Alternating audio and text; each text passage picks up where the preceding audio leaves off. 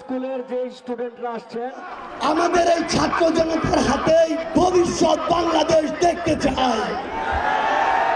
আমরা দেখতে চাই আজকে আমাদের সামনে যারা দাঁড়িয়ে রয়েছে তারা আজকে থেকে 20 বছর পরে সংসদের এক একজন এমপি হবে, মন্ত্রী হবে, এমনকি এই নারায়ণগঞ্জ থেকে প্রধানমন্ত্রী হবে।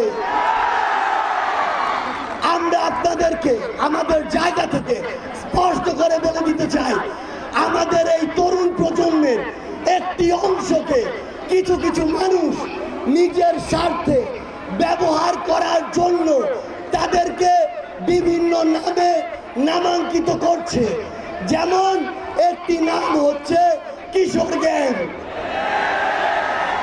আমরা আমাদের জায়গা থেকে আপনাদেরকে স্পষ্ট করে বলি, আপনি কারো লাঠিয়াল বাহিনী হবেন না। আপনি মেধা, যোগ্যতা, শিক্ষা, দক্ষতায় এমন ভাবে নিজেকে গড়ে তুলুন যিনি নিজের উপরে স্বাবলম্বী হবেন, কোনো ভাইয়ের উপরে নয়। আজকে বৈষম্য বিরোধী আন্দোলনের আমরা একজন আন্দোলনকারী, আর যদি বলতে হয় সমন্বয়ক, তাহলে এই 24-এর অভ্যুত্থানের প্রত্যেকেই এক একজন সমন্বয়ক। তরুণ সমাজকে স্পষ্ট করে একটি কথা বলতে চাই, আমরা যখন সময়ের প্রয়োজন হবে তখন রাজপথে নামব। যখন সময়ের প্রয়োজন হবে আমরা রাজপথে স্লোগান দিব। যখন সময়ের প্রয়োজন হবে মা বাবাকে বলে জীবন বাজি রেখে রাস্তায় নেমে পড়ব।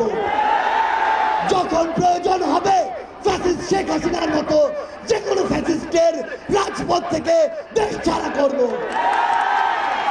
আবার যখন প্রয়োজন হবে তখনই এই 24-এর মতো আরো গণঅভ্যুত্থান ঘটাবো। যারা যে সিন্ডিকেট, যে মানুষগুলো আমার এই তরুণ প্রজন্মকে মাদক দিয়ে সুপথ থেকে বিপথে নিতে চায়, তাদের পক্ষে কখনো ছাত্র জনতা দাঁড়াতে পারে না। 24-এর অভ্যুত্থানের যে স্পিরিট, এই স্পিরিটকে সামনে রেখে নতুন একটি পলিটিক্যাল ডিমান্ড নিয়ে আগামীর বাংলাদেশ যেখানে যাবে, সেই বাংলাদেশের নেতৃত্বের প্রথম সারিতে থাকবে নারায়ণগঞ্জের এই রক্তক্ষয়ী সংগ্রামের ছাত্র জনতা।